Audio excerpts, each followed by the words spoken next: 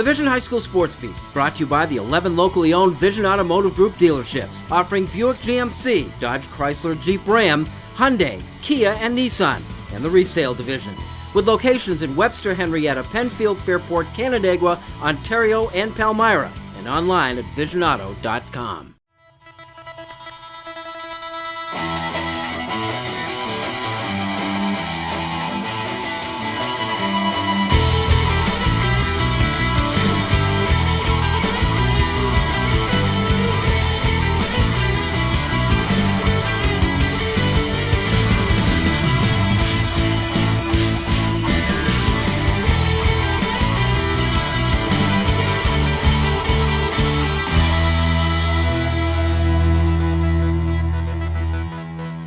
Hello everyone, and thanks for joining us. This is the Vision High School Sports Beat. I'm Bill Pucko. Every week at this time we take a comprehensive look at sports in Section 5 in Monroe County, and we start with congrats to the section's cheerleading squads. We swept at states. Victor, Canandaigua, Eastridge, Wayne, and Avon all returned with state championships. Nice work there. Here now is our honor roll of other high school teams. At number 3 this week, Pittsford Mendon girls basketball repeat. Section champions of Class A1, that's 3 in 4 years. Number 2, Bishop Kearney girls basketball. The Kings won Class AA, defeating two-time champion Mercy in the final. Sanaya Wilson, 19 points. Allure Simmons was tournament MVP. And at number 1, Irondequoit boys basketball, the Eagles repeat in the highly competitive Class A1 with a win over Greece Athena in the final for the second straight year. Gerald Drumgoole with 18 points and tournament MVP honors. McQuaid, meanwhile, claimed Class AA for the first time in 15 years, beating UPrep in a battle of the 5 and 6 seeds in the final.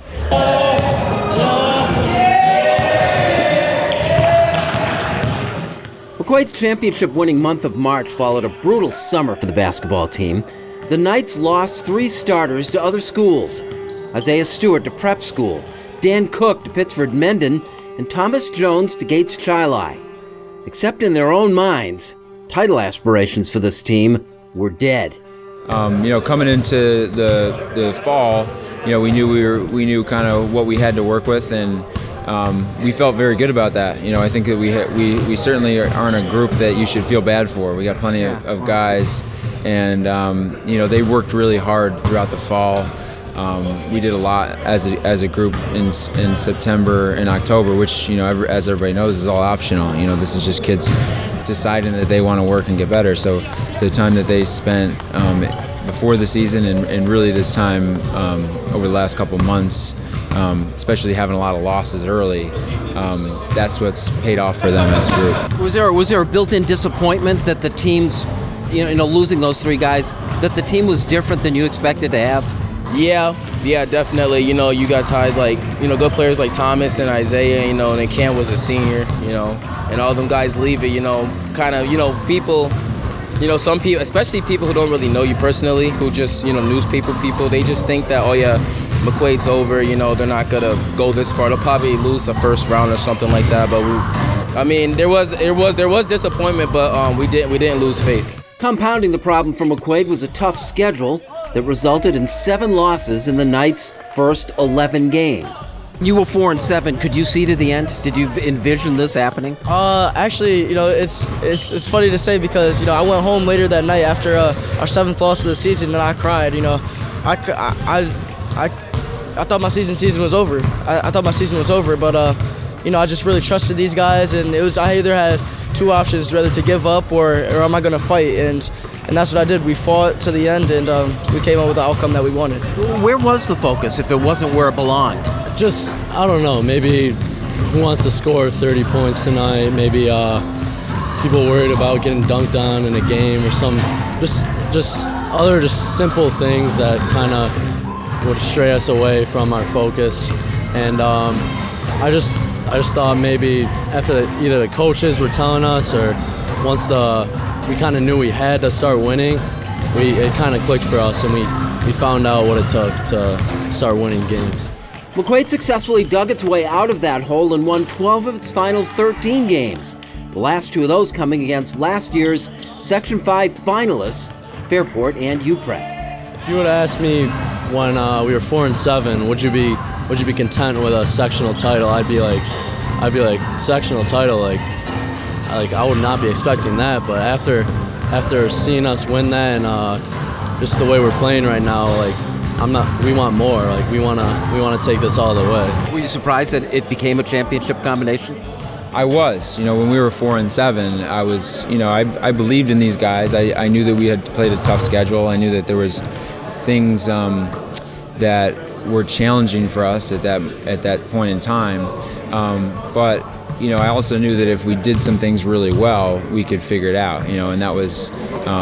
That's hats off to these guys because they did exactly what they needed to do to start to grow as a team, and they came together at the right time. There's an historic dynamic to this McQuaid team. Head coach Jack Leisure and his assistants Ryan Pettinella and Marty O'Sullivan played on the Knights' last Section 5 championship 15 years ago in 2003. McQuaid went back-to-back and claimed a state title back then. The end of a run of 8 sectional championships in 17 years, all under coach Joe Marchese, who texted a congratulatory message to his former players. Coming full circle. Does that shared experience make it easier for you to pass along the message to the guys? For sure. It's. I think they were tired at points of the season when we were saying, look, this is what you got to do it. We've done it. We're just being honest with you. This is what you got to do. And it's at some point you just got to trust that they understand the things you're communicating with them and let them go out and try to do it. And they soaked it in and they went out and did it. And that's really where we're at right now. We did certain things really well to get to this point. Came together as a group, and you guys deserve a ton of credit for that. But now, moving forward, you got a really special opportunity here. Right, you got to, say, thank you and be humble about it. Take the win, but now's the time where we really work and focus, come together as a group. I'll work on 3. 1, 2, 3. I'll work. Real.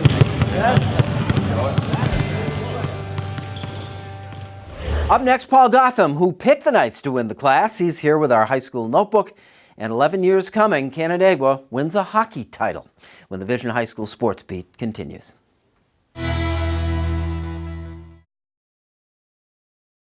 Dunkin' iced coffees are $2 from 2 to 6 p.m. That's right, all sizes, all freshly brewed, all with that signature smooth Dunkin' taste.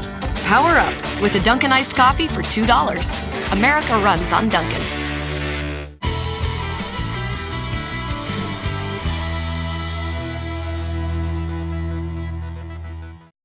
Welcome back to the Vision High School Sports Beat. I'm Bill Pucko. It's time now for our Dunkin' Donuts High School Notebook. And joining us, pickandsplinters.com, Paul Gotham. Paul, hard to believe we're transitioning already out of the winter season. We only have a week left. It's interesting, yes, very interesting, and we'll have full coverage of the regionals on the site coming up this week, as well as we're hoping we'll get 2-3 teams that come out of that, and we'll have previews for the state Final Four. If you had to take one, the team that's most likely, you think, to get into the state Final Four? I'm going with the Roundup. I love their experience. I love the way that team has evolved over the course of the year, and you got Chris Carden pushing all the buttons there. You got a kid like Gerald Drumgoole, and I'm not sure everyone really understands how truly special of a player he is. In the sectional semifinals against Sutherland, Kevin Ryan had scored 15 points. Sutherland was leading at halftime. Chris takes Gerald, puts him behind into the post and covers Kevin Ryan, closes him down to 4 points in the second half. Canandaigua goes out to win. You've got Patrick Thomas now. He's obviously shown that he's healthy. You got kids like Freddie June and the emergence of Josh Stenglein out on the perimeter. They're a very tough team to handle. Yeah, and with Thomas playing better, the primary beneficiary of that is Drumgoole, right? Oh, without question, because, and Chris talked about that they have a lot of offensive sets that they run for Gerald, but now with Patrick in there, they can do a couple quick things. And then one special thing that came out of Saturday night is that Patrick hit like a 15-foot mid-range jumper. He starts hitting that with any consistency, and that team becomes so dangerous. We ran a piece in the previous segment with the McQuaid basketball team winning their first in 15 years. What do you think of their chances of getting to the Final Four? They lost to Niagara Falls earlier in the year. I think it was a 26-point game, but it was 3 points at halftime. This is not the same McQuaid team. They're not the same McQuaid team at all. They have found their roles and they've embraced their roles. Anthony Iglesias gets MVP for the tournament. He deserved that. But it's the contributions of kids like Josh Purcell, 6 assists in that championship game. Connor Zamiera scoring double digits in that championship game. A kid like Harry Brew coming off the bench and scoring 7 points. He does that because he knows his role and he's not trying to do anything more than that. It's hard to believe it's been 15 years, but we think of McQuaid and is this the beginning of another McQuaid basketball dynasty, do you think? Well, when you've got a coaching staff of Jack Leisure, Marty Sullivan, and Ryan Pettinella, you're going to have stability there with that program, and they're going to continue to develop. We talked last week about Kobe Long and Jermaine Taggart that are sophomores on that team.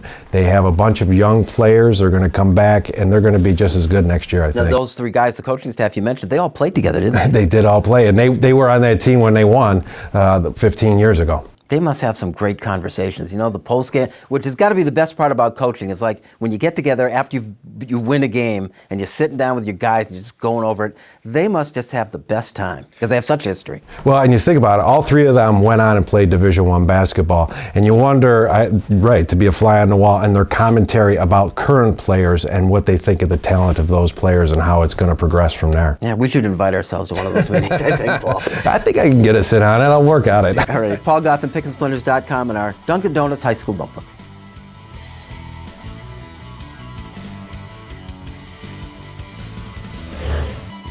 Coming up, we salute our Wegmans Making the Grade nominee with Kim, and later, Alex Burley leads Canandaigua to a hockey crown when the Vision High School Sports Beat continues.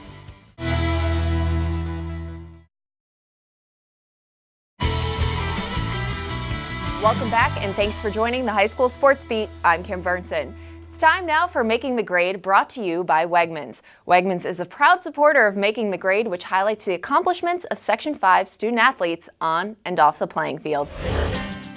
Our Making the Grade honoree this week is Webster Thomas's Micah McDonald. Her golf game has taken her to different levels of the sport as a junior in high school. She had the best scoring average in Section 5 with 2.8 strokes over par per 9 holes. And she won her first Monroe County Tournament of Champions in a playoff situation with a birdie putt to seal the deal. She also helped Webster's golf team earn a Section 5 championship last season. Micah qualified for the girls' Junior PGA Championship in Missouri and is one of the youngest to get an invite to the Women's Porter Cup. Her dedication to her work also carries over into the classroom, where her grades have earned her a spot in the National Honor Society. She's also a member of the varsity bowling team and Rotary Club member. For putting in the hard work, this week Micah McDonald is making the grade. If you have a student in mind for our Making the Grade segment, we want your nominations. You can send them in to info@classywolf.com. Now here's Bill with the Section 5 calendar.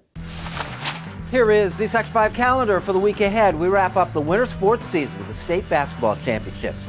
The boys convene at the Veterans Memorial Arena in Binghamton on Friday, Saturday, and Sunday. The girls head to their traditional championship site in Troy, playing Friday, Saturday, and Sunday at Hudson Valley Community College. And then it's time to look ahead to the spring. While actual games in boys lacrosse don't start until next week, there are scrimmages this week already. And they start Wednesday when Greece plays the Livonia Avon squad. That is the Section 5 calendar for the week ahead. Coming up, the unlikely new hockey champions from Canandaigua when the Vision High School Sports Beat continues.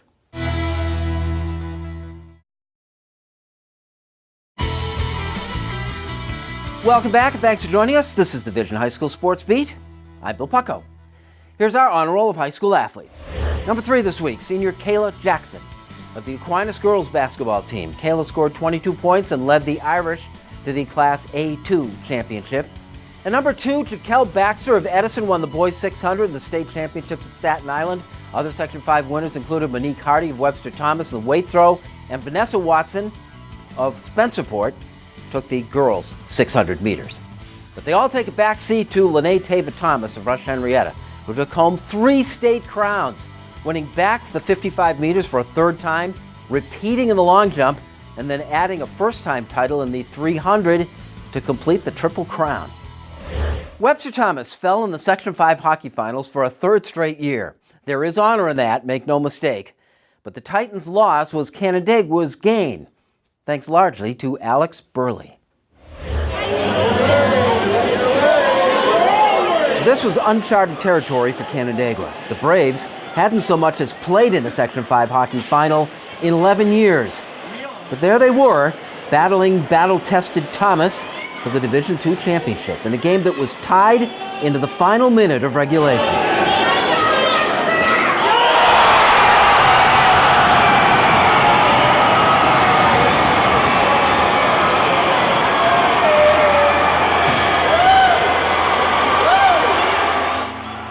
It was surreal. I mean, really, Alex got his third goal of the game with about 45 seconds left, I believe, and it was just, oh man, I don't know, just amazing. It was. From then on, was that like the longest 45 seconds of your life? Yeah. I mean, yeah, they had it in our zone for a little bit, I think, but our defense did a good job blocking shots, making plays, keeping them from scoring. What was the collective feeling of the team like when that all happened?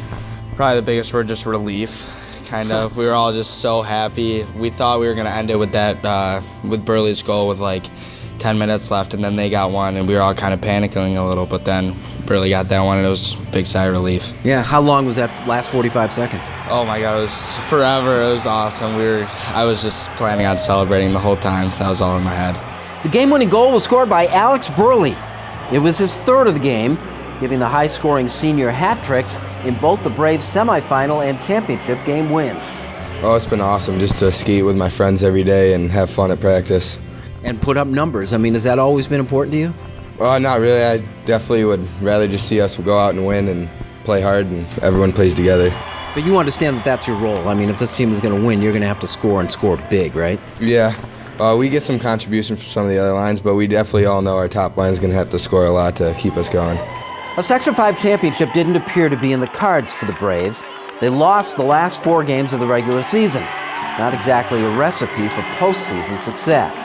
During the week that we had those 4 losses, we kind of had some bad practices, so we kind of just settled it down and got back to the basics in practice, and that really helped us out. What accounts for that? I mean, it's right there for you. Why do you have bad practices? Kind of just the little things, the passes, all that kind of stuff added up, and coaches kind of got fed up. I feel like we all kind of get fed up and decided to make a change. Was there a moment of reckoning there? I mean, the coach sit you down and says, hey, look, this isn't going anywhere if you keep this up? Yeah, there's a few times where they kind of almost stepped off the ice a little bit and kind of let the captains take care of it and kind of let the team talk about it, which kind of helped us out a lot. Yeah, what did you say or what did somebody say that you think made a difference there? I just think we all just realized that we weren't going to be able to play together anymore, and all the seniors would be done if we didn't turn it around, and so if we didn't get it going, our careers would be over. Despite the late season swoon, third-year coach Patrick Wade, who learned the trade from Al Viverberg as an assistant at McQuaid in a state championship season, never lost faith, and for good reason. At one point, we were ranked number 1 in the state for 3 weeks, so I knew we had it in us to make a solid run into sectionals. And like I said, it's a new season, and the kids really came together. Under Wade's guidance and Burley's leadership, the Braves made good on their potential and earned the right to be called champion.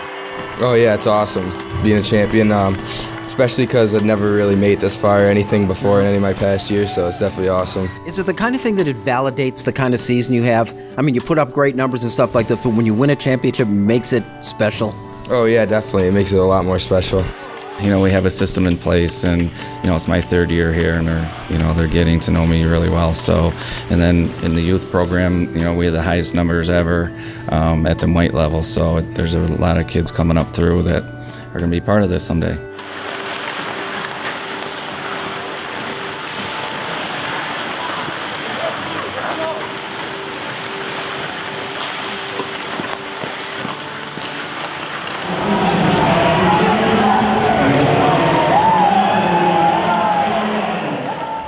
Braves finished their championship season with a 14-8-1 record in a tough 2-1 loss to West Seneca West in the state regionals at Buffalo.